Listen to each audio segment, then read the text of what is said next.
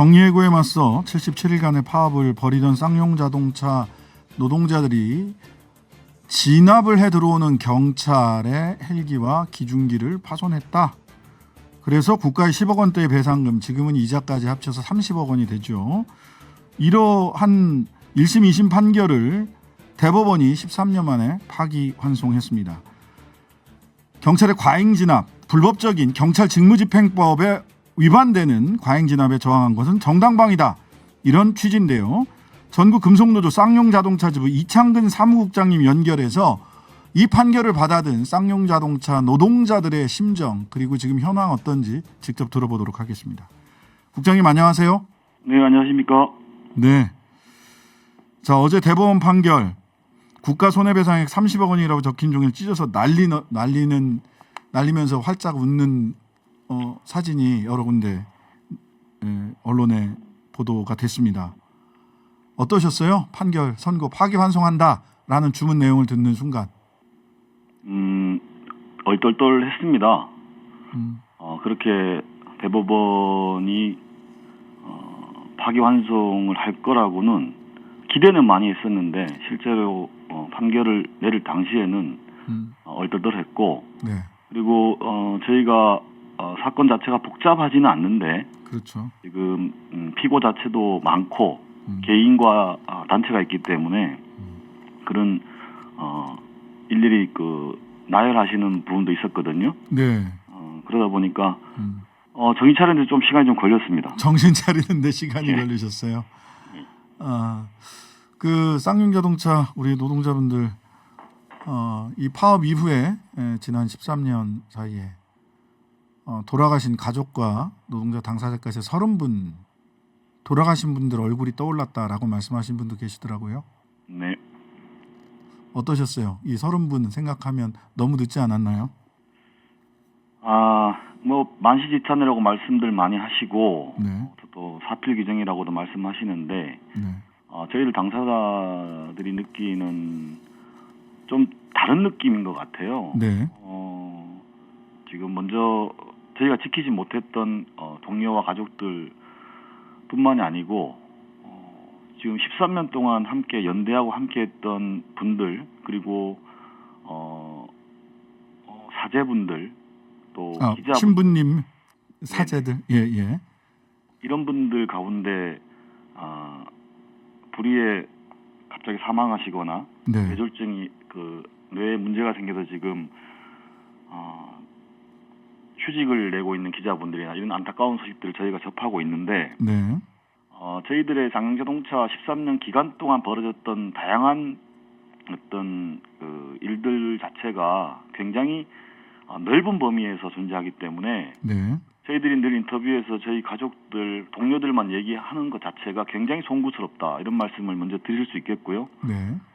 그럼에도 불구하고 이번 판결이 돌아가신 분들, 문제는 돌아가신 분들이 중요한 것이 아니고 지금까지 쌍용자동차 노동자들이 어떤 이미지, 어떤 사람들로 세간에 불려졌던가, 네. 혹은 권력을 쥔 사람들이 어떻게 우리를 매도했던가라고 보면 네. 굉장히 폭도들이었거든요. 그랬죠. 지금 경산호위 위원장을 맡고 계시는 김문수 위원장께서는 네.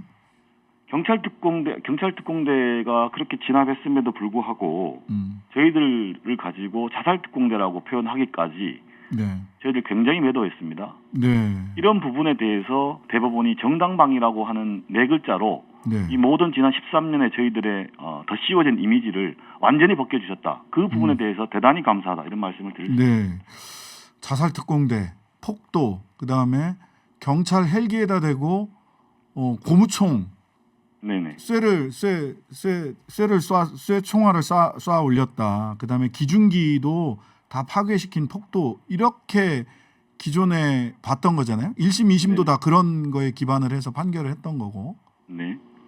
근데 이제 정당방위라고 하는 얘기를 해서 저도 법률가지만 깜짝 놀랐습니다. 예. 그 경찰이 이 손해배상 소송 이거 전에 민감용 청장이 과잉진압에 대해서 사과하기도 했고 국가인권위원회나 국회에서도 이거 소취하해라 네네. 라고 여러 차례 권고를 했지 않습니까? 네. 네. 근데 경찰이 소취하를 안 하고 끝까지 그 대법원 판결까지 기다린 이유는 뭐라고 보시나요? 그 일단 그 부분에 대해서는 저희들은 좀 다른 의견을 가지고 있는데요. 네. 경찰 국가 속무과 담당자들과도 만나서 몇 번의 지금 실무 협의를 거치는 과정에서 저희가 느꼈던 건 어떤 거냐면 네. 경찰의 일방적인 어떤 옹고집이나 네. 강경 태도 이런 문제가 아니라 네. 실제로 경찰이 배임이라고 하는 그 어떤 굴레를 네. 자의적으로 벗어날 수 없는 한계가 있을 수 있겠구나. 여기서 배임이라고 하는 거는 국가가 손해배상 소송을 제기를 했다가 네네. 판결도 받지 않고 소를 취하하면 네. 공무원으로서의 임무를 배신한 거다라고 하는 배임의 소지가 있다. 송무과 직원들은 거기에 대한 부담을 느끼고 있었다는 건가요? 네네. 지금 경찰청장 인사청문회에서도 동일한 말씀을 하셨는데 네. 그 배경을 저희들은 어떻게 보냐면 그러면 경찰이 지금 그 소취하를 하고 싶어도 네. 할 수 있는 법적 근거라든지 이런 것들이 마련되지 않았구나라는 생각을 했었어요. 네네. 그래서 경찰 쪽에 저희가 얘기했던 게 뭐냐면 네. 그러면 경찰이 이 문제를 취하를 하더라도 배임 문제에서 자유로울 수 있는 근거가 어떤 것이 필요한지에 대해서 저희들이 얘기를 해달라. 네. 그러면 저희가 여야를 쫓아다니면서 혹은 대통령, 법무부까지 쫓아다니면서 그 관련 근거들을 한번 마련해 보겠다. 그러면 네. 경찰도 배임의 문제에서 벗어날 수 있고 저희 네. 또한 이 문제를 슬기롭게 서로 해결할 수 있지 않겠느냐라는 주문을 했던 것처럼 네. 경찰이 거기에 좀 묶여 있었다고 저는 생각하거든요. 네. 네. 그런 부분에서 이번 대법원이 정당방위였고 이 문제가 더 이상 경찰이 소취하를 하더라도 네. 이건 배임 문제와 무관하다라고 하는 것을 어떻게 보면 결정해 준 거다. 네. 그래서 경찰 입장에서는 큰 걸림돌, 짐, 고민거리, 고심거리를 대법원이 깔끔하게 치워 주셨다. 이렇게 좀 보는 게 합당하다고 저는 봅니다. 경찰 입장까지 다 이렇게 넓게 이해를 해주시네요. 부처님 다 되신 것 같습니다. 그게 아니라 문제를 해결해야 되니까요. 문제를 해결해야 되니까. 예, 저희들은 다투는 게 중요한 게 아니고, 예, 그렇죠. 저희들 애초에 정리해고에 맞서 싸웠던 이유 자체도 네. 저희가 싸움을 즐기거나 예. 싸우는 것 자체가 좋아서 하는 게 아니지 않습니까? 그렇죠. 생존을 지키고 문제 해결을 풀기 위한 노력이었기 때문에 지금도 네네. 마찬가지입니다. 네. 저희가 마지막까지 외쳤던 함께 살자라고 하는 것 자체가 예. 너와 내가 둘만의 문제가 아니고 실질적으로 이 문제를 해결할 수 있는 지혜가 있다고 하면 네. 그게 누구의 손이든 빌리겠다라고 하는 의지였기 때문에 네. 지금 상황에서도 저희들은 문제 해결을 위한 방안들이 필요한 거지 이것이 다시 정치적 공방거리로 되고 다시 진영으로 갈라져서 부딪히는 것은 저희는 원하지 않고 그럴 수 있는 사안도 아니라고 생각하거든요. 13년 동안 묵은 문제다. 네. 좀, 네. 깔끔하게 좀 서로가 정리하는 것들이 필요하다 이렇게 좀 판단하고 있습니다. 혹시 경찰 쪽에서 이제 파기환송됐다라는 게 그냥 끝난 게 아니라 사실은 고등법원으로 돌아가서 다시 심리하라라고 하는 거잖아요. 어쨌든 소송은 고등법원으로 돌아가서 또 지속되는 것이 형식상은 지속되게 될 텐데 네. 혹시 경찰 송무과에서는 대법원의 판결도 받았고 하니 이제 더 이상 다투지 않고 소취하겠다 이런 얘기를 하지는 않나요? 어떤가요? 그런 얘기가 나오면 저희는 상당히 반가울 텐데 네네. 물론 뭐 경찰이라고 하는 것도 조직이고 네. 의사결정 과정이 있을 거고요. 충분히 법률적 검토하겠다라고 하는 그 보도를 봤기 때문에 네. 일단 고민을 한다라고 저희는 보고 있고 네. 다만 그래서 저희가 빠른 시간 안에 경찰청과 이 문제와 관련해서 네. 실무 협의를 좀 진행을 하자라고 하는 저희 입장입니다. 네. 제안은 하셨어요? 이 관련해서 실무 협의를 하자라고 경찰 쪽에? 저희 입장문을 통해서 그렇게 밝혔고 네. 저희가 내일 국회 행안위 국회의원들 몇 분하고 이 문제와 관련해서 네. 일정 조율을 위한 좀 만남을 좀 예약하고 있습니다. 네. 자, 이번 판결이 의미하는 바가 여러 가지 굉장히 큽니다. 특히 네네. 국가가 경찰이 헬기 운행 방식이나 기중기 운행하는 게 경찰관 직무집행법이나 기중기의 정해진 용도 이외로 사용을 했기 때문에 거기에 대항하는 것은 전부 다 정당방위다 이렇게 또 나왔고 그다음에 실은 쌍용자동차 손배 소송 이것 때문에 시작된 게 소위 노랑봉투법이잖아요. 네. 자, 이게 지금 그 환노위 소위에 상정이 됐는데 관련해서 국민의힘에서는 결사반대 황건적 보호법이다. 권성동 의원은 이렇게 얘기를 하고 있어요. 이 노랑봉투법 국회에서 어떻게 처리해야 된다고 보시는지 의견 좀 주시죠. 일단 그 여야 합의로 처리하는 게 가장 바람직하다 이렇게 보여지는데 네. 오늘 앞서 인터뷰도 제가 좀 들어보니까 예산 문제 관련해서도 지금 계속 걸리고 있고 네. 지금 행안부 장관 해임 문제도 걸리고 있기 때문에 네. 쉽지 않아 보이긴 합니다. 네. 다만 앞서 말씀하셨던 것처럼 경찰관 직무집행법이라든지 경찰 그 장비 사용에 관한 규정으로 네. 지금 대법원이 확실한 어떤 방향 기준을 마련해 주셨는데 네. 말씀하신 것처럼 헬기 같은 경우가 보통 300m 이상에서 운행하도록 되어 있거든요. 그렇죠. 항공법 관련해서. 네.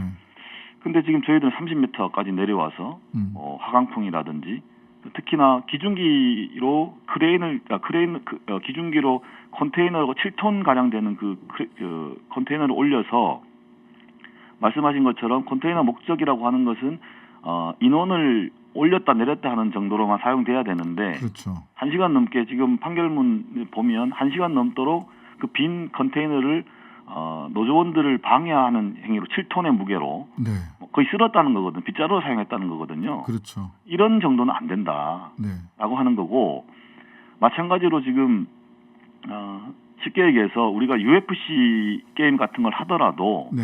누워있는 사람에게 발로 머리를 차는 사커킥은 하지 못하게 돼 있지 않습니까? 그렇죠. 저는 그 정도의 기준이다. 그래서 지금 또 한쪽에서는 야 모든 파업에 대해서 다 그냥 정당방위나 이렇게 말도 안 되는 지금 해석을 한다고 지금 하고 있는 걸로 좀 보여지는. 그래서 이 판결을 비판을 하고 비판하고 있는 그렇죠. 쪽도 있습니다. 예. 네네. 그래서 저희 사실 판결문이나 보도자를 보면 대법원이 모든 것에 대해서는 뭐 다 면책을 했다거나 이런 게 아니거든요. 네. 이 쌍용자동차 사안 자체, 또 헬기의 그 남용, 체류액 같은 경우는 그냥 그 비닐봉지에 넣어서 그냥 사람 머리를 향해서 그냥 투하하듯이 그렇죠. 던졌단 말입니다. 이런 정도의 과도한 것, 네. 경찰이 국민의 건강과 안전을 책임지는 범위를 벗어난 이런 행위에 대해서는 안 된다, 위법하다. 네. 라고 하는 거고 그것에 대해 기준을 마련했기 때문에 네. 저는 지금 노란봉투법과 국가선배가 면밀히 연동된다라고는 보지는 않습니다. 다만 차이가 있습니다. 예, 다만 지금 노란봉투법 2조 3조 특히 개정 문제를 노조법 2조 3조 개정 문제를 얘기하는데 오늘도 지금 그 당진의 그 현대제철 비정규직지회 분들이 근로자 지위 확인 소송에 이겼단 말입니다. 1심 승소했습니다. 그렇죠. 문제는 이겼는데 이런 분들이 손배로 지금 207억을 맞고 있습니다. 근로자 지위 확인을 위한 싸움 과정에서 발생하는 이 손배. 네. 현대자동차 마찬가지, 비정규직지회 마찬가지고 이런 사례에서 보면 2조의 그 원청 사용자성에 대해서는 명확히 하는 것이 맞고 특히나 지금 이번 노란봉투법을 다시 한번 수면 위로 끌어올렸던 경남지부 고통고 지회 같은 경우에는 대우조선해양 비정규직들이요. 예. 그렇죠. 그분들 같은 경우는 지금 그렇게 어렵게 0.3평밖에 되지 않는 그 공간에서 자기 몸을 용접해서 그 안에서 31일 넘게 버텼던 이 분들이 지금 결국 맡고 있는 것은 13년 전 저희가 47억보다 훨씬 더 많은 470억이라고 하는 말도 안 되는 손배를 맡고 있단 말입니다. 그렇죠. 이러한 극단적 사례를 막아보자라고 하는 게 노란봉투법 취지이기 때문에 황건적법이라든지 이런 소위 요설로 이 문제를 풀 수는 없다. 지금 이 정부가 어떤 방향으로 갈지 모르겠는데 대법원이 이번 쌍용자동차 국가선배 판결을 통해서 얘기한 것은 구체적 사안에 대한 문제가 아니라 어떤 방향 적어도 가이드라인, 범위, 제한 이런 것에 대한 기준이거든요. 그런 측면에서 노란봉투법 개정 문제, 노조법 2, 3조 개정 문제는 이거는 그렇게 다툴 문제가 아닙니다. 아무리 정치적으로 자신들의 이득을 위해서 소위 공공의 그냥 그 밉상이라고 자신들이 표현하면서 노조 때리기에 일방적으로 몰두하더라도 제가 볼 땐 그거는 다 지금 매를 버는 과정이다. 나중에 다 돌아간다. 이 문제를 이 정권과 지금 관료들은 분명히 알아야 된다. 이런 말씀 꼭 드리고 싶습니다. 네. 자, 큰 고비를 마지막 고비를 넘으셨는데요. 지난 13년 많은 일들이 있으셨겠지만 지금 아까도 함께했던 사제 신부님들 또 기자 함께 연대했던 시민들 모두 가 함께 힘들었고 그분들도 뭐 후유증에 휘달리고 계시는 분들도 계시다 이런 말씀하셨는데 함께 해주셨던 또 응원해주셨던 그리고 현장에서 함께 연대했던 분들께 마지막으로 한 말씀 좀 해주시죠. 네, 사실 저희가 긴 시간이라고 말씀을 드렸는데 지금 정권이 4번이 바뀌었습니다. 13년이니까요. 예. 그렇죠. 대통령이 4번이 바뀐 상황이고요. 특히나 저희가 뭐 국가 선배라든지 회사 선배 같은 경우 이것이 선고된 1심과 2심이 선고된 시점을 보면 2013년과 2016년입니다. 네. 양승태 대법관의 어떤 이런 어떤 사법농단 문제가 굉장히 심했다고 지적되는 그 사이에 저희들이 지금 받았는데 네. 저는 사법적으로 온전히 저희들의 어떤 목소리, 저희들 주장들이 살아났으면 좋겠고, 그 작은 시작이다 일단 보여지거든요. 네. 그리고 그 동안 무수히 많은 연대와 힘, 특히 지원, 여러 가지 마음, 기도 보내셨던 분들에게 정말 일일이 다 찾아뵙고 인사드려야 되는 그러지 못한 점 대단히 죄송하고, 그리고 늘 멀리서나마 이 쌍용자동차 잘 되길 바라는 사람들의 마음 때문에 저희가 이까지 왔다. 그래서 저희들은 쉽지 않은 상황이고 그럼에도 불구하고 저희들이 뱉었던 함께 살고 끝까지 우리 주장 굽히지 않고 사실 저희들은 순간순간 많이 타협하고 싶은 순간도 굉장히 많았습니다. 근데 저희들이 어느 순간 쌍용자동차 투쟁만의 문제로 끝날 문제가 아니고 저희들을 바라보고 있는 많은 분들의 어떤 기준이 되기 때문에 노력을 하고 있다는 점 다시 한번 말씀드리고 지금 국회 앞에 지금 단식에 들어가고 있는 우리 지도부 동지를 포함해서 네. 화물연대, 네. 그다음에 출도, 네. 투쟁하는 모든 노동자들이 이 사회에 조금의 변화, 점진적 변화를 위해서 노력하고 있다는 점 많은 시민과 국민들께서 알아주셨으면 좋겠고 노조 때리기에 일방적으로 매달리는 국민의힘과 지금 이 정부가 결과적으로 받아들일 것은 뭐냐? 그것은 우리 국민들이 말하지 않아도 다 알고 있다라고 생각합니다. 네. 그 시간까지 저희들은 굽힘 없이 당당하게 가겠습니다. 많은 도움 주신 분들 감사드리고 특히나 기자분들, 작가분들 이런 분들께도 다시 한번 감사의 말씀을 드리겠습니다. 네, 13년을 어려움 속에서도 정당방위다라는 4글자를 들을 수 있도록 그 자리를 지켜주신 쌍용자동차 노동자분들께 감사해하는 시민들도 많다. 댓글들 보니까 다 고생하셨다라는 말씀들 너무 많이 하고 있다라는 말씀도 전해드리겠습니다. 오늘 말씀 감사합니다. 고맙습니다. 전국 금속노조 쌍용자동차 지부 이창근 사무국장이었습니다.